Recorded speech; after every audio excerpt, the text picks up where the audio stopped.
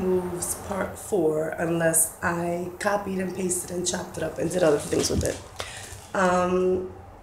Usually drinking a Monster. Now it's the 99-cent Venom, and I'm not gonna re-record. I'm just gonna finish this one because I'm not into all of that, you know, whatever.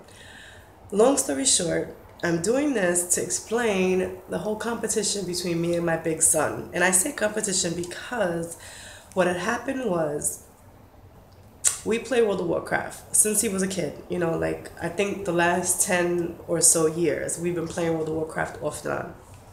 And he's 19 now. So, like, when he was younger, his father would be like, do your schoolwork, you know, like, you can't play, all of this bullshit, you know. So, long story, because I always wanted to be the cool parent, and that kind of backfired on me, so that's not a good thing. Anyway, I totally suggest everyone be a cool parent to your kids because that's fun. Anyway, other things do happen, things go wrong. So in Mercy's world, what we're trying to do is promote investing money wisely, being cool parents, and promoting world peace. Because, like, there's so much bullshit going on in this world. And hence the reason I'm writing my book. Which I'm hoping to publish like the day after tomorrow. Like, I'm really gonna do this time because I've been bullshit and procrastinating, and the time has come, as they say in Alice in Wonderland. Anyway, when he was a kid, he would create new characters, and I would level them to level 10 because he'd be like, Mom, you know, like, you can't be in a dungeon unless you're level 10. So he'd be like, Mom, I'm gonna make another one, you know, or he would just make another one and be like, Mom, can you please level me up to level 10 so I can play in a dungeon with you? And I'd be like, all right, no problem, no problem. So while he's in school, I would level him to level 10. So he would create another character. So then another character, like, I was like, all right, no problem. But he kept creating new characters, which World of Warcraft, you could have like unlimited. I don't know if there is a limit, I doubt it. But that was back, even I started Whole Mercy's World was in 2010 at midnight. I'll never forget. I was doing car service, and I noticed, and I'm going to go back and forth. That's what I do in my brain. I just go back and forth to subjects, but I will cover the other subject of my big baby mom. So I was watching this thing with this girl making commentary about Jace Hall. I play WoW. And this is like, I should have been involved with that whole thing back in the day. But I had other things going on in my life, like smoking weed, so that, like, totally, you know, don't try to, anyway. That's my story. Long story short, that's how I started Mercy's World, because I was like, do a commentary, no, I'm gonna start a whole show because I'm dramatic like that. And 136 episodes, 163 episodes. If you see any other episode, then you'll know that that's what the fuck I keep saying. I keep going back to that, and that was a long time ago. Today is today. So as of today, I have to explain the reason why me and my big son are competitive. Because all my whole life, I thought I was Irish and Italian. I'm sorry, I always thought I was Puerto Rican and Italian. And one of my main jokes is I am not Puerto Rican. If anybody doesn't get that joke, it'll come out later. But one of my main jokes is I am not Puerto Rican. But growing up, I thought I was Italian and Puerto Rican, like Sicilian and Puerto Rican. And I think at 23 or 24, my Aunt Frances was like, that, you know, that they're Irish and Italian, not 100% Italian. And I was like, what? I was like, because being Puerto Rican and Italian, I was always like, my little speech, I'd be like, I'm Puerto Rican and Italian, so I'm jealous and competitive. Like, that was a good thing. But to me it was, because that meant that I was going to be the baddest bitch in the room. And then that's karma also. That's another reason why I'm going through what I'm going through. And that's why I'm going to raise up to a higher level, higher vibration, in order to get that positive energy back into my life.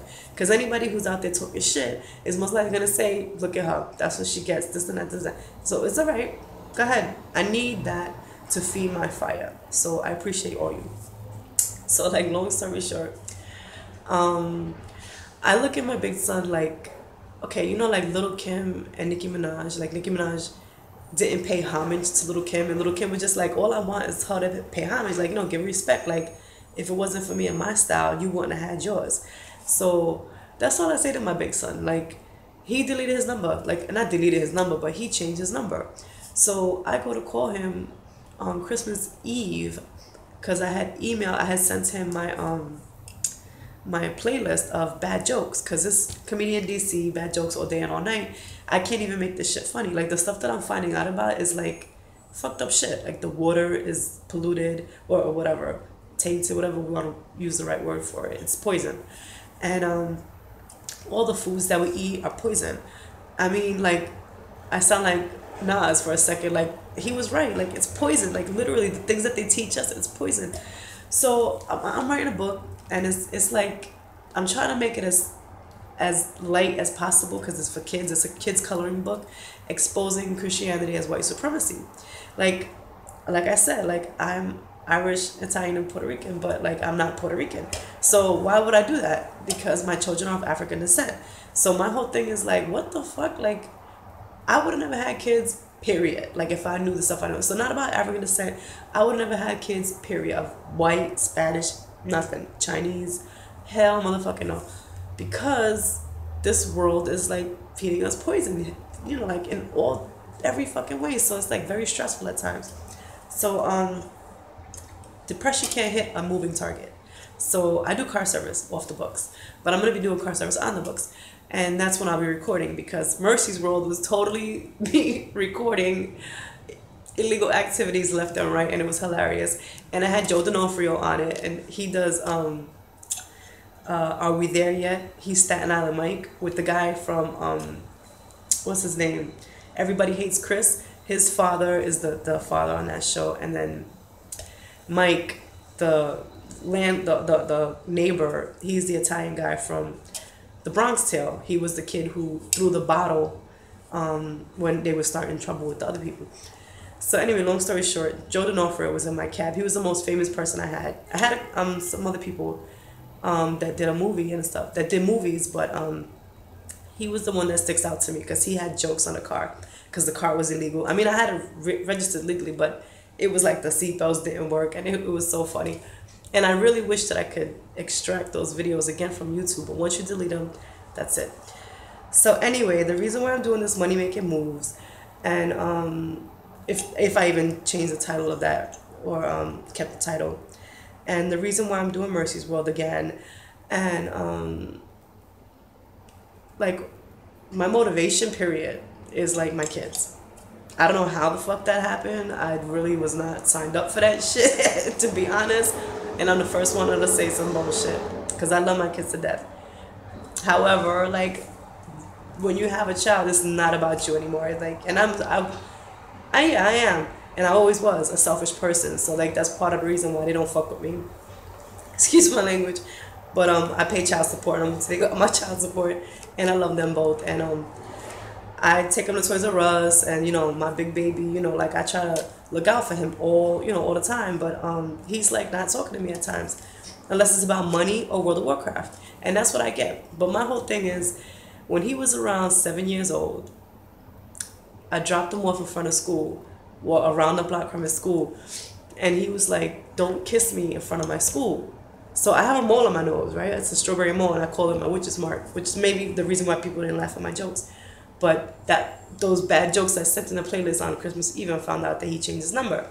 So another one of my jokes is like, if you thought I embarrassed you from kissing you when you were a kid, you have no idea how much your mother is about to embarrass you. And when I say embarrass you, I mean it like in a good way. You know how your mom embarrasses you? It has to be in a good way, because she loves you. I'm assuming. I mean, there's, you know, some fucking other reasons why a mom would embarrass a kid, disciplinary or things like that. But I'm like, if I'm giving you a kiss and a hug, like, you know, what's the deal? It's the mole. So he won't remember his friends, whatever. Like, long story short, I have issues I'm dealing with, and I'm sure you have issues that you're dealing with.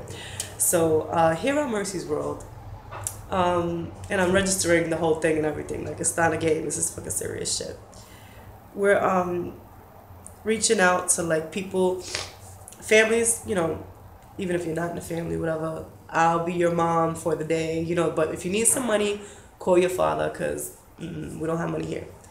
What we do is car service when that's on the books, and, you know, maybe we'll be able to give people money one day, but for right now, it's just a matter of Big Brother, because I call him Big Brother because that's what my little son calls, you know, one of our jokes, because I have two of them. I have a big one and a little one.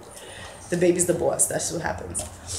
And I have a cold. It wasn't no fucking craziness. Okay, it was raining the other day, and I was out there with no hat. Like, you know, like, through my own inability to accept personal responsibilities, I'm always creating my own problems for my unmentionables out there. So my big son thought I embarrassed him when he was a kid, because I, you know, was kissing him and hugging him in front of his school. So my whole thing as an adult is, and now that he's like, you know, funny with the phone, I'm like, all right, you thought I embarrassed you when you were a kid. You ain't seen nothing yet. And I only mean that out of love and care and concern, and as a joke. And I have bad jokes all day and all night. Like, if you was to even watch my playlist of bad jokes, you'd be like, she's not even making any jokes. And that's the point. Comedian DC ain't a damn thing funny. There's nothing funny about this shit that I'm finding out about the world. And so anyway, it's like, if you, it's funny if you know your own shit, then you're like, you'll get the joke. It's like, yo, you know, like, I can't even explain it. I'm talking too much. And I will not be living here for long. This is only temporary until I get to the next place that I'm moving to. I'm like a nomad, if that's the right word, a gypsy. I am a gypsy, technically, because I move around a lot. And that's my excuse for a lot of things. Like, fucking give me my cab, goodbye.